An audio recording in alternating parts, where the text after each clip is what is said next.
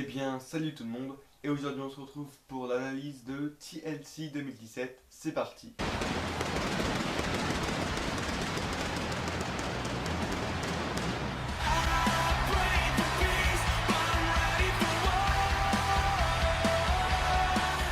Un pay-per-view qui m'intriguait beaucoup car je pense que vous le saviez, il y a eu beaucoup de changements les derniers jours avant le show.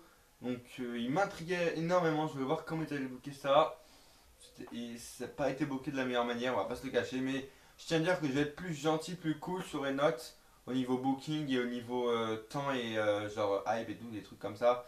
Tout simplement parce que je pense que les deux derniers, surtout les deux matchs qui ont Styles, Balor et le main event, ils ont été, je pense, bookés au dernier moment. Et donc, niveau temps, niveau booking, je pense que ça a vraiment été fait plus rapidement. Enfin, ça a vraiment été changé. Tous les plans ont été changés au dernier moment. Donc, je vais être plus sympa. Et voilà. J'ai deux coups de gueule, enfin, un coup de gueule à pousser avant le début de la vidéo. C'est juste que le retour de Kurt Angle, c'est bien. Je suis très content. C'est le premier match de Kurt Angle que je vois en direct, etc. Voilà. Mais avec une storyline, s'il te plaît, amène-nous ça avec une storyline dans un truc important, mais pas comme ça. Je veux dire, ça a été annoncé sur les réseaux sociaux, genre 11 ans après. Hein. Ça fait 11 ans qu'on attend ça, et puis ils nous annoncent ça, genre 3 jours, comme si c'était une superstar normale, quoi. Genre, comme, je sais pas, comme si c'était attention, breaking news, Heath Slater va affronter Rhino. Bah non, ça a besoin de plus d'importance, ça a besoin d'une storyline, ça a besoin d'être annoncé à la télé en direct. Pas 2 jours avant le show sur les réseaux sociaux, non. Dire putain, c'est Kurt Angle, quoi, putain.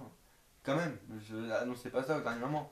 Et puis Styles Balor, c'est un dream match. Il y a eu un spot à la fin, un geste très connu, évidemment. Mais il fallait de la build-up, un peu de la storyline. C'est, voilà, même s'il n'y avait pas de build-up, ils ont réussi à nous faire un très beau match.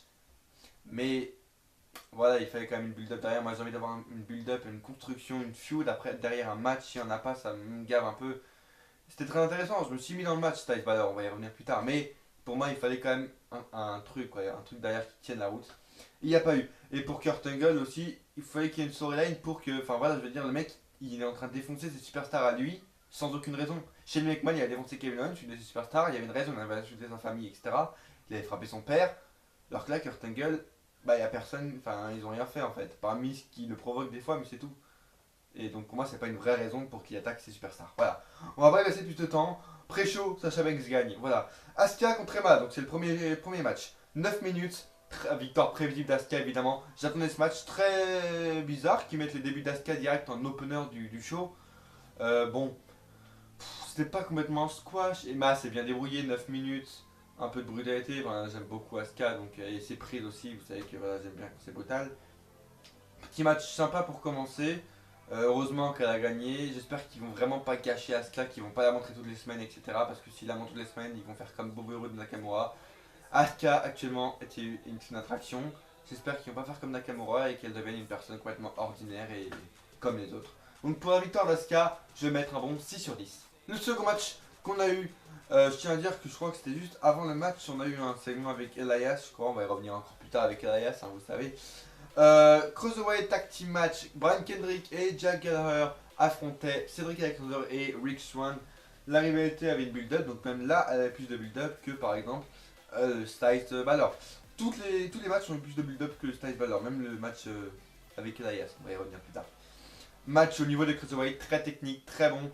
Il y a eu beaucoup de high flying, dont un spot que je retiens, c'est le Phoenix Splash de Rick Swann incroyable. Des sauts à l'extérieur de ring, je crois que c'est Cedric Alexander. Incroyable. Victoire des Face. Bon, je voulais plus une victoire des Heal. La fin, j'ai beaucoup aimé.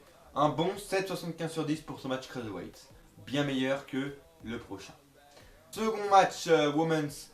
Alexa Bliss affrontait Mickie James pour le titre de Raw Women's Championship. Pour la petite anecdote, c'est à ce match-là que je me suis couché. Pourquoi? À cause de ma connexion, évidemment. Je croyais que j'aurais pu passer la nuit. Bah non. Hein, entre 2h10 et 2h50, hein, l'heure où le match de Alexa Bliss a débuté.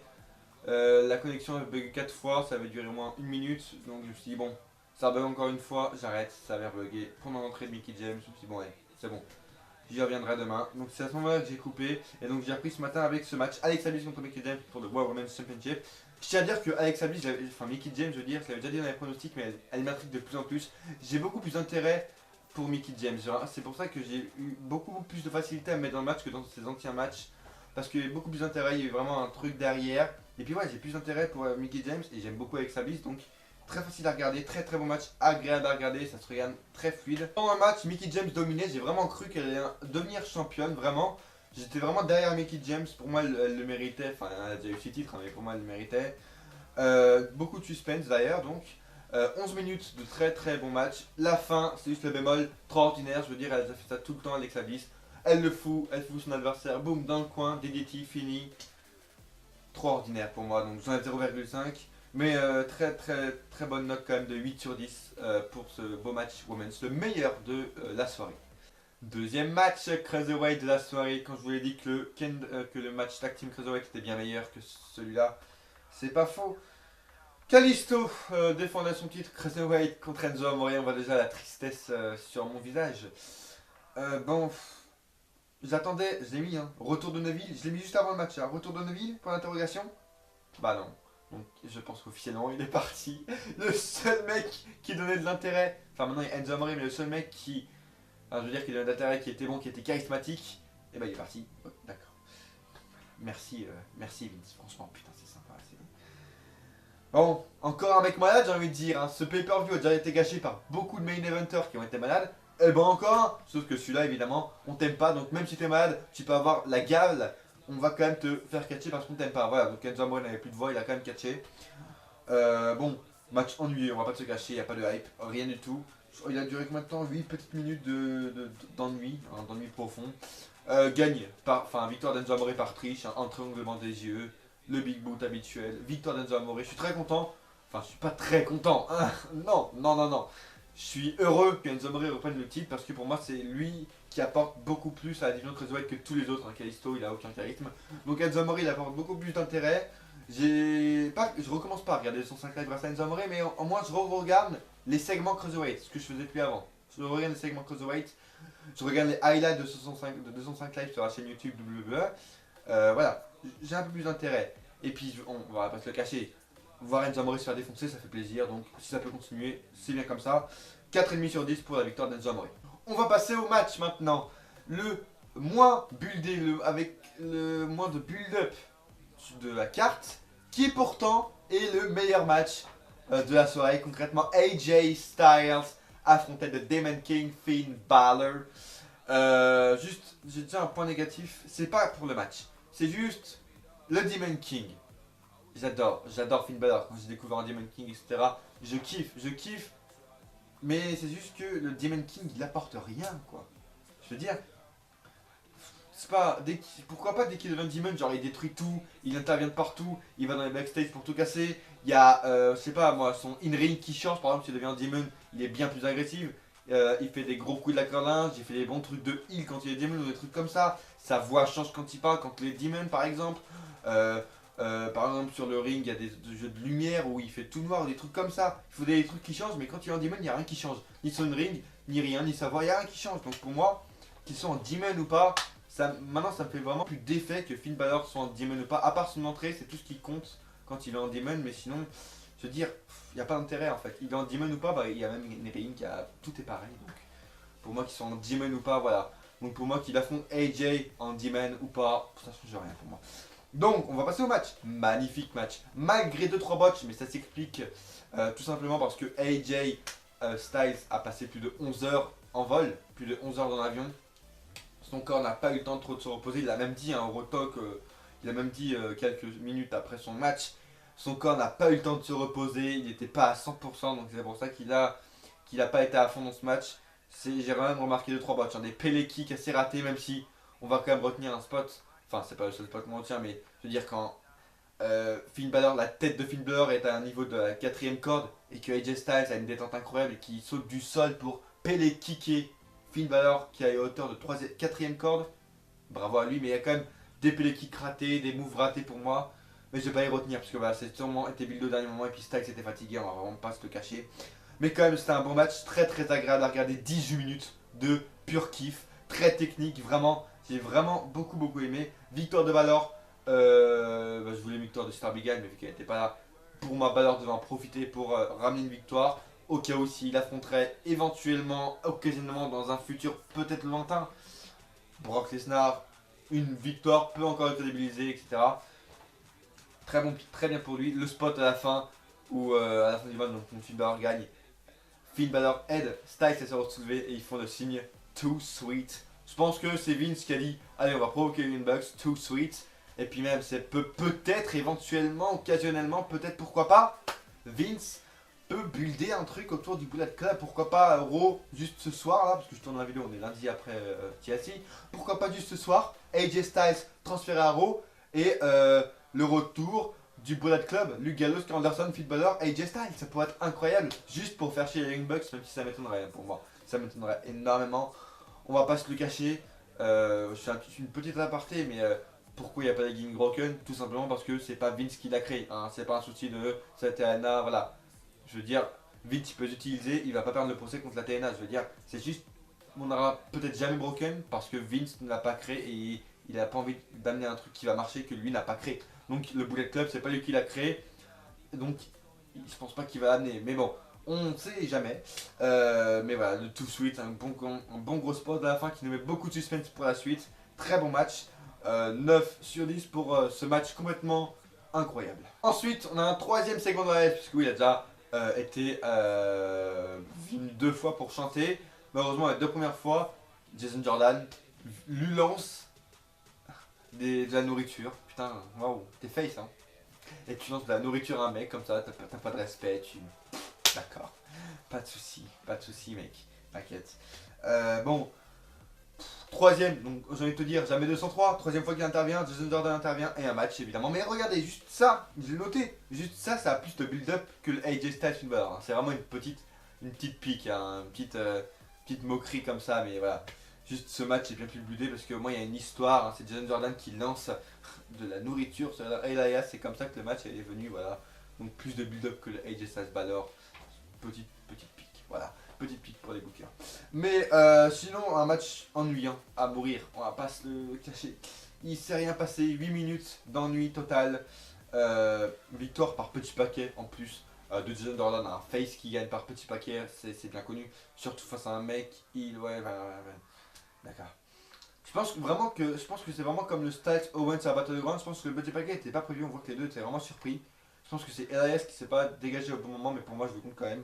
Parce que j'aime pas Jason Jordan tout simplement. Donc pour moi le petit paquet pour un face c'est dégueulasse. 3 sur 10 pour ce match bien ennuyeux sa mère. Et après avoir passé ce bouche-trou, on passe au main event de la soirée de TLC à Minneapolis, Minnesota.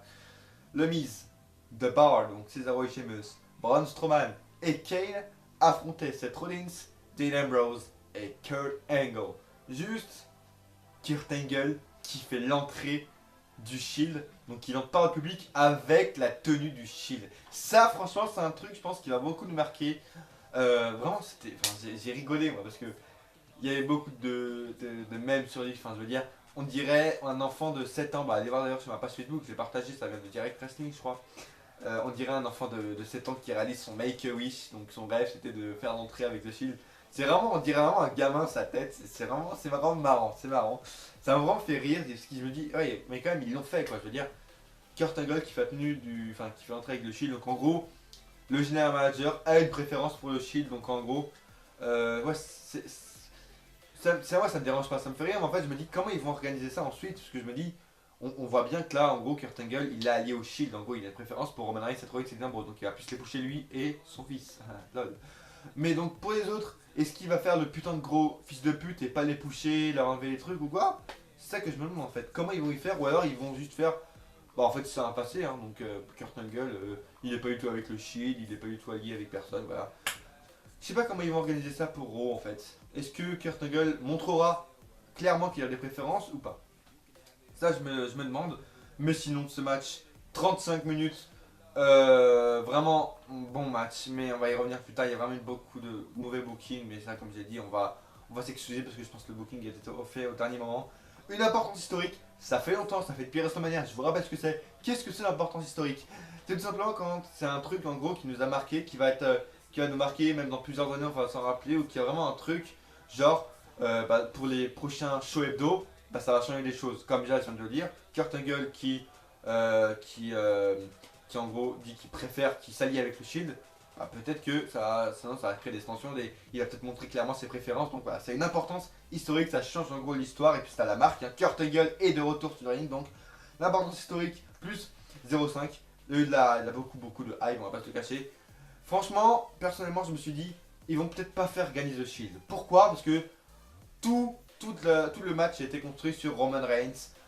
On push Roman Reigns, c'est pour vraiment dire, allez, Roman Reigns est de retour. Pour moi, donc le match, je me suis dit, bon, si le Shield est recomposé, c'est pour dire genre, ils peuvent être 4, 5, 6, 7. Roman Reigns, c'est pas le Shield, c'est Roman Reigns les battra tous. Et vu qu'il n'y avait pas Roman Reigns, je me suis dit, bon, est-ce qu'ils vont faire genre, même sans Roman Reigns, le Shield peut gagner, donc en gros, Roman Reigns sert à rien. S'il est là ou pas là, on s'en bat les couilles. Ou pas. Bah, ils l'ont fait, hein, ils ont fait gagner le Shield, donc en gros, Roman Reigns, s'il est là ou pas là, on s'en bat les couilles. Donc bon, c'est vraiment juste pour le marketing que le Shield a été recomposé en fin de compte. Le public, mort, mais mort. Enfin, je veux dire, j'espère que vous vous en êtes tous rendu compte. Je veux dire, quand il y avait le camion poubelle qui est arrivé, on entendait plus que ce soit sur le ring, hein, qu'il soit à côté du camion, que la caméra soit à côté du camion poubelle ou que la caméra soit sur le ring. On entendait plus le bruit du moteur du camion poubelle que 20 000 personnes. Je veux dire, 20 000 personnes faisaient moins de bruit qu'un camion poubelle. Waouh! C'est. Faut m'expliquer là quand même. Pourquoi moins de bruit? Pourquoi, pourquoi le public n'a pas réagi? Faut peut-être m'expliquer. Enfin, j'ai pas compris là. Je veux dire. Et moi, ça me coupe en fait. Quand il n'y a pas de public, c'est comme pour le Strowman Lesnar à No Merci. Il n'y a pas de public, bah ouais, enfin ça me coupe en fait. Donc là, ça m'a vraiment beaucoup coupé. Et en plus, le booking était vraiment pas si bon que ça. Donc en plus de ça, le public qui est pas là, qui est vraiment mort, hein, je veux dire, il n'y a vraiment eu aucun bruit. On dirait l'Undertaker Roman Reigns à WrestleMania quand les gens sentaient que ça allait vraiment être la fin. Aucun bruit. On entendait l'hélicoptère à WrestleMania, ben là on entendait le camion poubelle. Je veux dire, c'était chaud quoi, personne parlait, il n'y avait rien. Donc ça m'a vraiment beaucoup coupé. Même quand je veux dire Kane n'a fait pas assez Strowman, il a fait tomber toutes les chaises, rien du tout. Enfin, je veux dire, réagissez un peu, merde, je sais pas. Oh, bougez un peu, non? Non, ils s'en battent les couilles.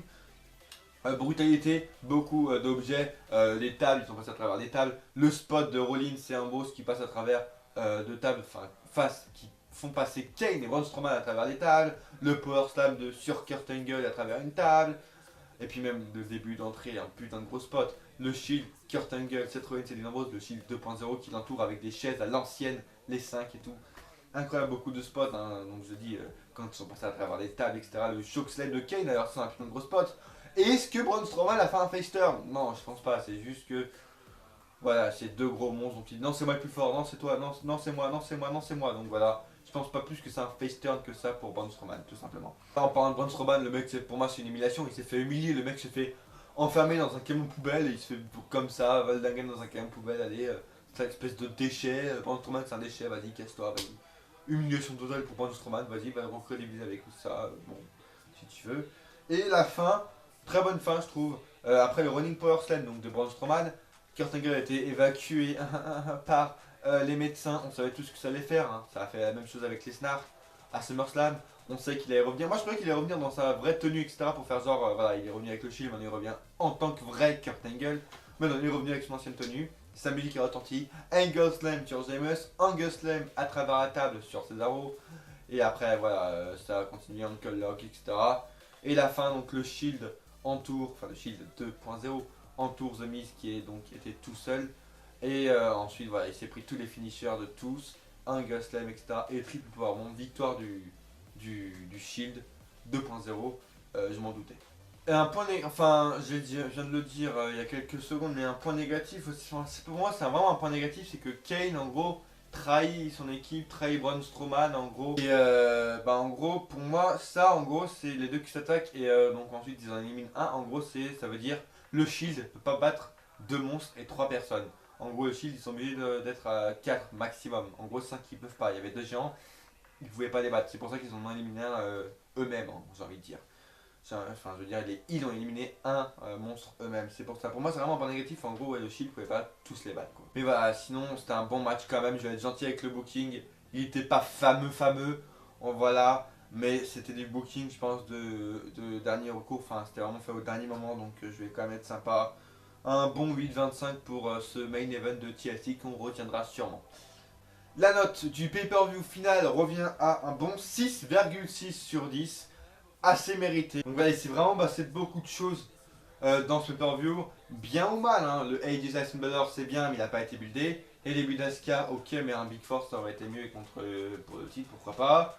Kurt Angle, ok, mais ça a été annoncé au dernier moment, donc ouais, c'est en bas, c'est beaucoup de choses en bien ou en mal, donc c'est vraiment un pay-per-view mitigé. N'hésitez pas à me dire, vous, dans les commentaires, qu'est-ce que vous avez pensé du pay-per-view, qu'est-ce que vous avez pensé du retour de Kurt Angle, est-il à la hauteur de ce que vous attendiez dans le ring, qu'avez-vous pensé du AJ Styles contre Finn Balor, dites-moi tout dans les commentaires, ça m'intéresse. N'hésitez pas à vous abonner évidemment si vous ne l'avez toujours pas fait, à laisser un pouce bleu si vous avez apprécié la vidéo, à partager un maximum sur tous les réseaux sociaux, à aller vous abonner à ma page Facebook où je pose plein d'exclusivités, que ce soit les miniatures des vidéos, des petits extraits de vidéos avant qu'elles sortent, des petits extraits derrière le tournage, etc. Je poste beaucoup de choses.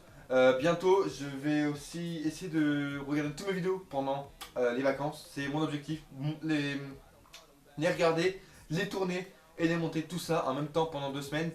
J'en ai beaucoup à DVD hein, à regarder. 2007-2008, après j'ai tous les WrestleMania 20, 23, 24. Voilà, j'ai beaucoup de trucs à faire, j'essaie d'en regarder le plus possible. Donc n'hésitez pas à aller sur ma page YouTube, je vous posterai peut-être des petites photos de moi en train de les regarder. Allez aussi checker mon compte Twitter d'Arianiscat, c'est la même chose dans la description. Je poste aussi des fois pour les matchs, pour ci, pour ça, pour beaucoup de choses. Donc n'hésitez pas à aller vous y abonner, me follow aussi si ça vous fait plaisir. Merci d'avoir regardé la vidéo. N'oubliez pas, 150 abonnés, c'est l'objectif avant la fin de l'année. Et à coup sûr, on se retrouve dans une prochaine vidéo. Ou pas.